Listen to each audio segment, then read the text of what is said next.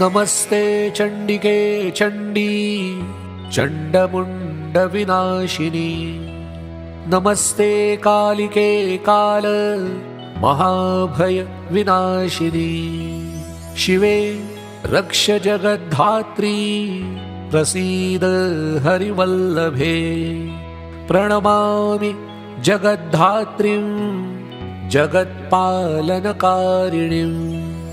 जगत्क्षोभकरीं विद्यां जगत्सृष्टिविधायिनीं। करालां विकटाघोरां मुण्डमाला विभूषितां। हरार्चितां हराराध्यां नमामि हरवल्लभां। गौरीं गुरुप्रियां गौरवर्णालङ्कारभूषितां।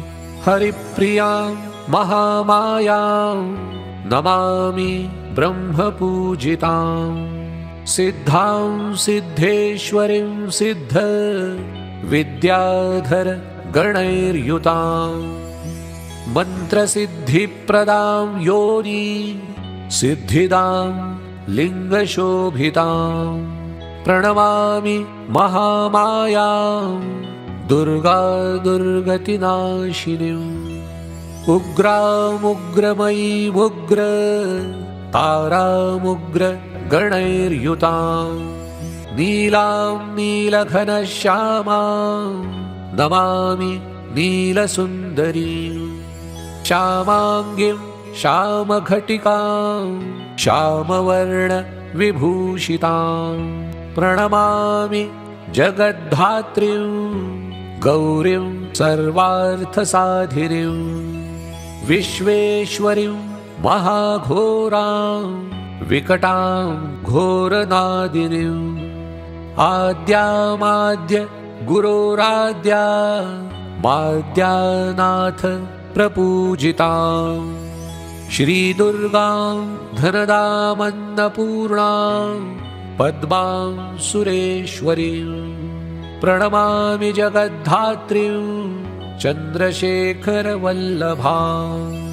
त्रिपुरासुन्दरीं बालां बलागणभूषितां।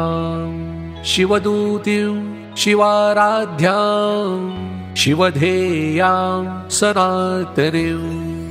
सुन्दरीं तारिणीं सर्व शिवागणविभूषितां। नारायणीं विष्णुपूज्यां ब्रह्मविष्णुहरप्रियां। सर्वसिद्धिप्रदां नित्यां नित्यगणवर्जितां। सगुणां निर्गुणां ध्येयां अर्चितां सर्वसिद्धिदां। विद्यां सिद्धिप्रदां विद्यां महाविद्यामहेश्वरीं। महेशभक्तां माहेशीं महाकालप्रपूजितां। प्रणमामि जगद्धात्रीं शुम्भासुरविमर्दिनीं। रक्तप्रियां रक्तवर्णां रक्तबीजविमर्दिनीं। भैरवीं भुवनादेवीं लोलजिह्वां सुरेश्वरीं। चतुर्भुजां दशभुजां अष्टादशभुजां शुभां। त्रिपुरेशीं विश्वनाथ प्रियां विश्वेश्वरीं शिवां। अट्टहासां अट्टहास प्रियां धूम्रविनाशिनीं। कमलां छिन्नमस्तां च मातङ्गीं सुरसुन्दरीं। षोडशीं विजयां भीमां धूम्रां च बगलामुखीं। सर्वसिद्धिप्रदां सर्वविद्यामन्त्रविशोधिनीं। प्रणमामि जगत्तारां सारं मन्त्रसिद्धये।